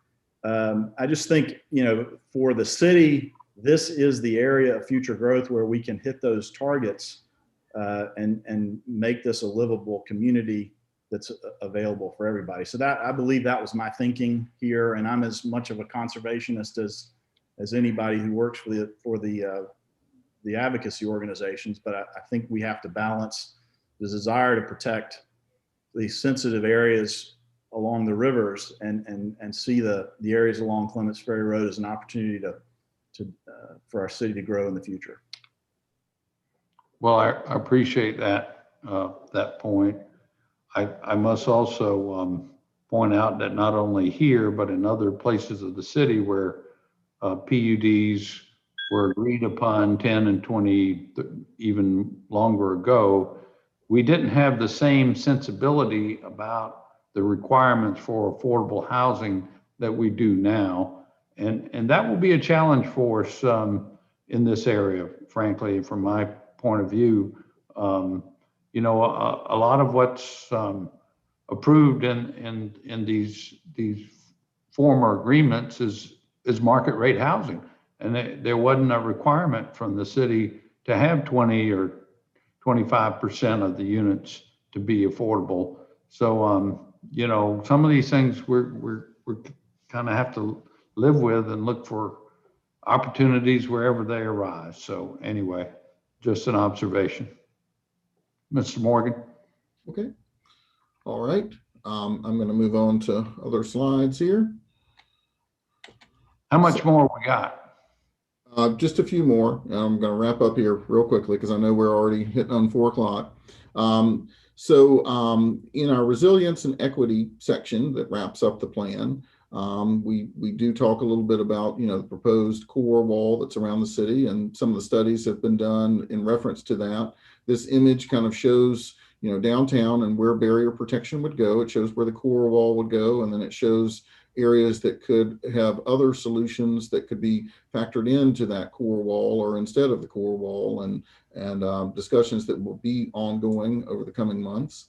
But the downtown area was, the recommendations were created based on a form of barrier protection being around downtown at a 12-foot level. We also identified in this image here, you see the 12-foot basic elevation in downtown. So again, the wall is getting flood protection up to 12 feet. And these are areas that actually have 12 feet in elevation. And that had some factor in where we put the greater densities on the peninsula because of their existing elevation. So just wanted to point that out.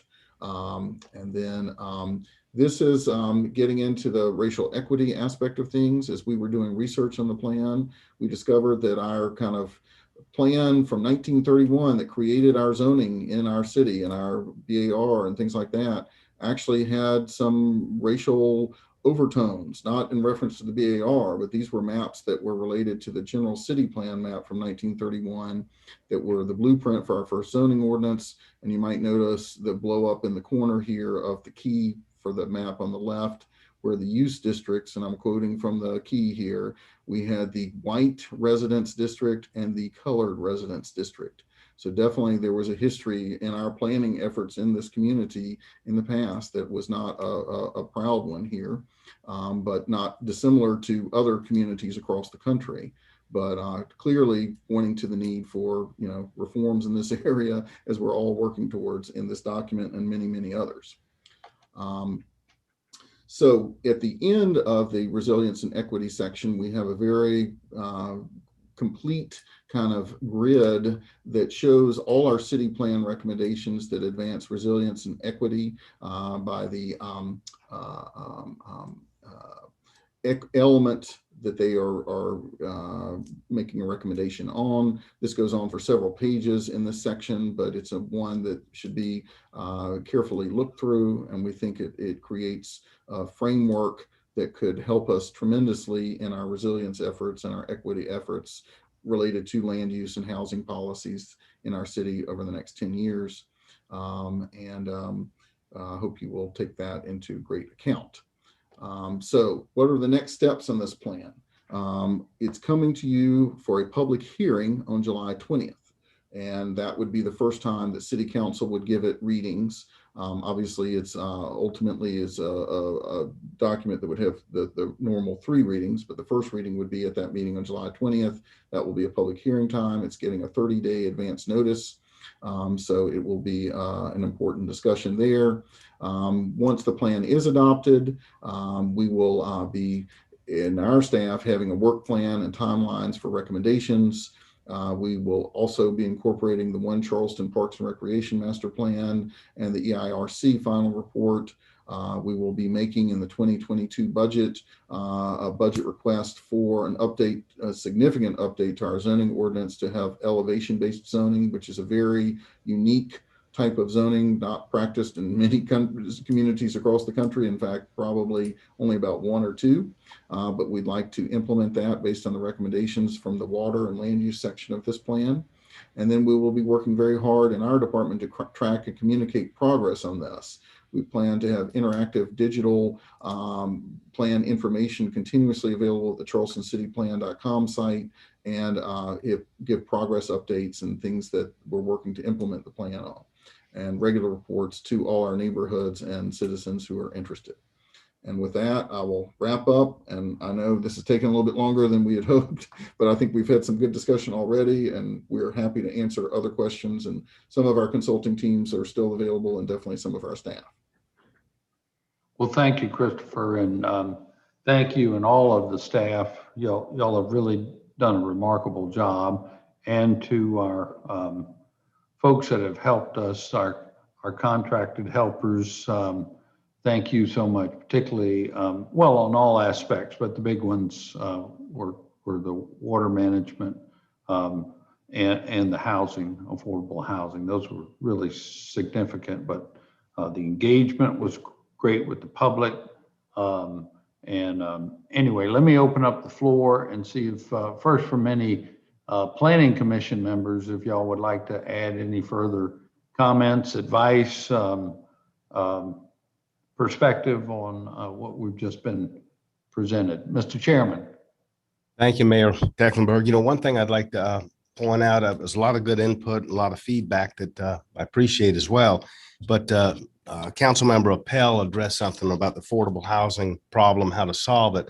It seems more and more, and that's not something we deal with on the Planning Commission, but I think that the city recently tried to incentivize developers to do more affordable workforce housing by giving them the option to add floors if they do some things. And it seems like all of them are basically saying are backing off of that and just paying the fees instead of that. I think if we're ever going to solve this problem, we got to get these developers on board with it. It's like Councilmember Appel said, it's too tough for the city to tackle on their own. But anyway, thank you, sir. Yes, sir. I appreciate that. And I think that's right. We need it to make it easier for those in the private sector to provide more affordable housing and want to do so. And there's the cost side, but there's also the income side, and trying to, narrow those economic disparities so that some folks who can't afford current prices might be able to one day. You got to really try to approach it from both sides, I think. But I think you said it when we talked about the land, Councilmember Appel talked about the land use, maybe rethinking that, because it seems like the developers are basically saying we'll pay the fee flat out. But anyway, thank you, sir. Yep. Any other planning commissioners would like to comment or share thoughts? Ms. Jacobs? Thank you, Mr. Mayor. I've really been encouraged to witness council's similar thoughts today and concerns about getting this plan right. We worked very hard, and I was hearing council begin to sort of echo some of our thoughts that we discussed in many of our planning commission meetings. It's a progressive plan, it's a thoughtful plan, but it's also illustrating some of the conundrums we're going to have with balancing, natural resources with housing, with transportation. And we haven't had much time in this process because it's a lot to digest and it's a lot to present. So I might respectfully ask that we consider having another workshop if there's time and there's the will of council to do that. There's some of these issues like with Cane Hoy and on Johns Island, we might want to dig in a little bit further. I know we were making our recommendations pretty strongly, and we could even strengthen them with a little bit further discussion. So I might put that on the table, maybe not to discuss right now, but for the will of the mayor and council. Thank you, sir. Thank you. We will consider that, certainly. Ms. Harrison? You're on mute. Yes. Thank you for, we've done a yeoman's job. Planning staff has done that with us. And, at the very beginning of 2020, we started this process. And one of those things that we talked about was resilience and how we were going to incorporate that. But then we have a stronger piece on equity. And I noticed, even though we've called it resilience and equity, I don't want us to conflate those two topics. And so I do think, to Donna's point about making sure that council really understands the equity piece, because it is clearly a part of the planning process. Because one thing that I think Christopher Morgan may have alluded to was the decline of the population on the Downtown Peninsula, but also demographically how that shift has occurred post 1930s to even 2010 to even 2020, where you now see a population of 74% majority and a little under than 27%. And so that shift has started to occur on the downtown part of the peninsula. But most importantly, I think we also talked about certain plans that had already been incorporated. And we used to have the downtown plan, and I mentioned it at our last meeting that was a plan that was approved when I was graduating from high school. So, in retrospect, we really do need to really think about how we look at downtown as not being a place that is almost a gated community, and making sure that people have access to it and can live here, and actually looking at how we can increase and diversify that population. And so that's one thing I think I don't want to conflate resilience and water, but also that equity piece really does deal with the diversity of the city. Absolutely. Thank you. Thank you. Anyone else? Thank you again, commissioners. Y'all have done an outstanding job. Any other comments or questions from council at this point? Councilmember Del Chapo. Mr. Mayor? Yeah, I'll get to you right after Councilmember Del Chapo. So I just had two things. And again, if we do another session like this or something like that, but I would like a little bit more information around why tourism management was not brought into this mix. I mentioned it earlier about the tourism management plan, and also why there's not more of an emphasis on economic development, perhaps looking into an office of economic development. I love Helen Hill with all my heart, and I feel as though somehow she has kind of become our de facto economic development director, and she's amazing, but that's not her job. And I think we need to figure out how we're going to support that and support the economy of this region.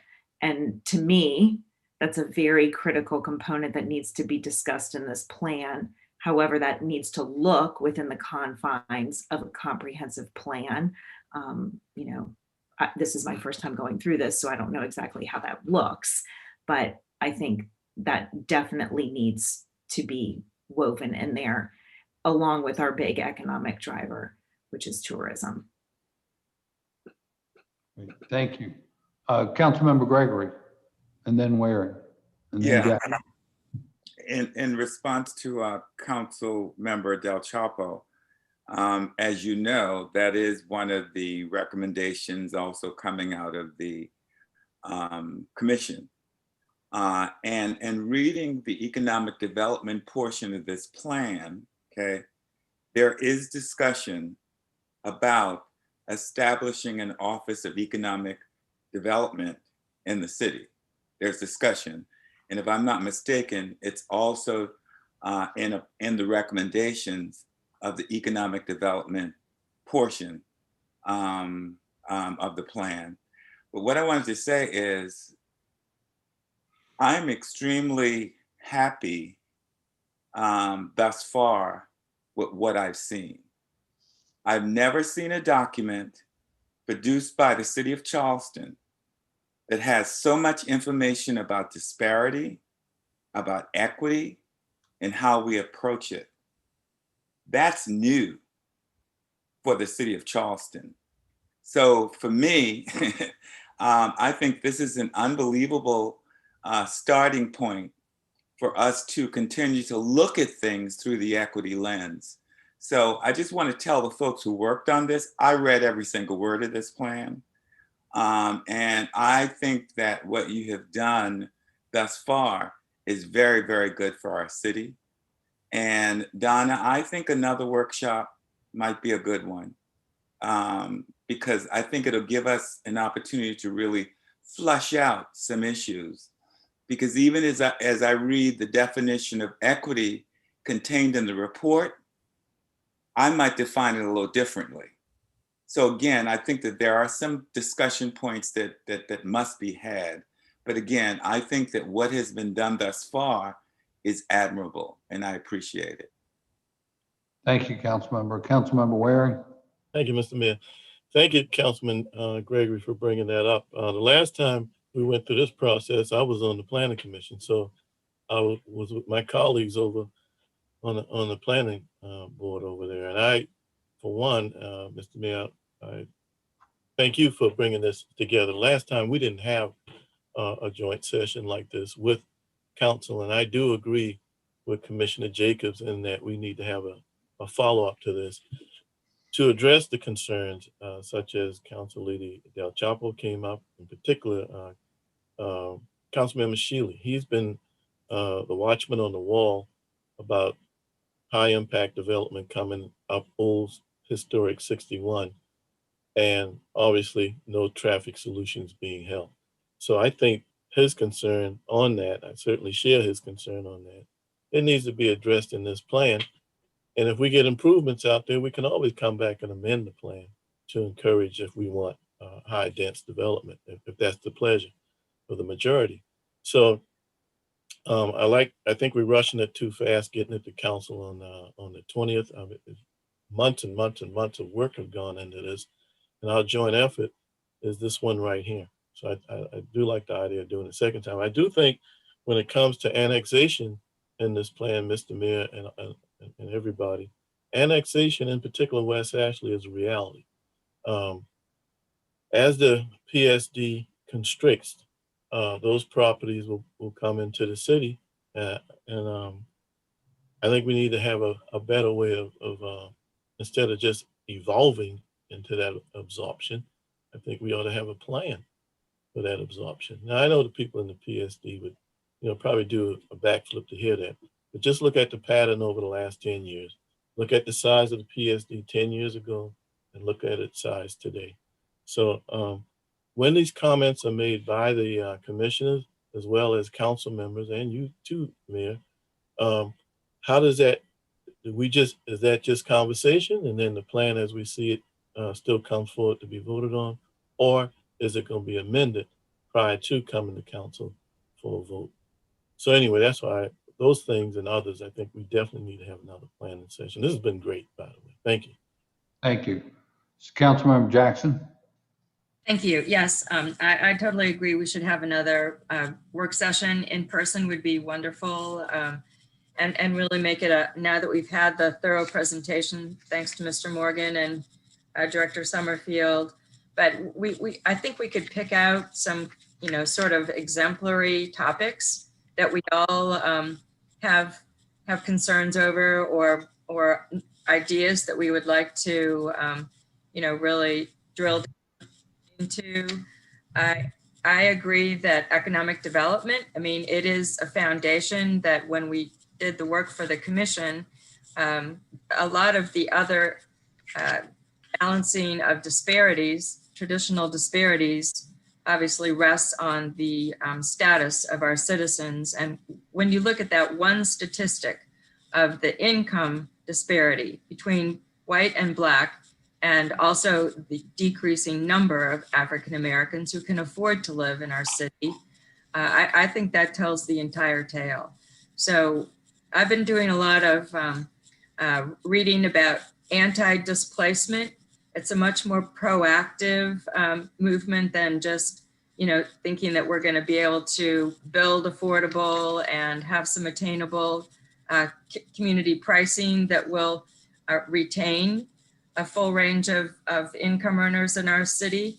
And I do think that whether that goes into our comp plan but it definitely needs to be a companion to our thinking on how we're going to be proactive to make a community as long lasting and as resilient as we can. So I would encourage us not to rush into adopting this. I mean, procedurally, maybe it makes sense to give it first reading, but then if we plan to have a whole lot of changes after that, it'll be a complicated amendment process. So I would much prefer meeting in person 1 or 2 times, getting educated together about the things that we know this plan is obligating itself to, and then moving forward with an adoption process. Thank you, Mr. Mayor. Thank you. Mr. Mayor, this is Dudley. Just for a point of clarification, I think it's very important for us to know that this document does not contain any zoning changes, okay? The document only makes recommendations, okay, of which we as council will then determine, if accepted, whether or not zoning changes are required. And correct me if I'm wrong, Christopher, on that. This is not a zoning document. That is correct. It's just a plan document. It does not change the underlying zoning. It just makes recommendations on it.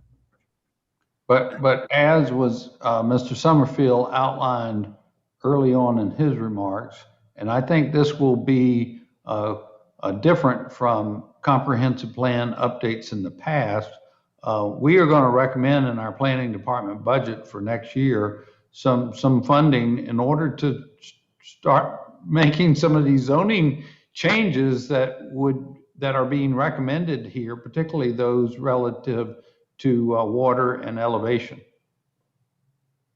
I mean, that's going to be a big job. It's going to be different, I think, than comp plan passage in the past, that we're already talking about implementation of the plan.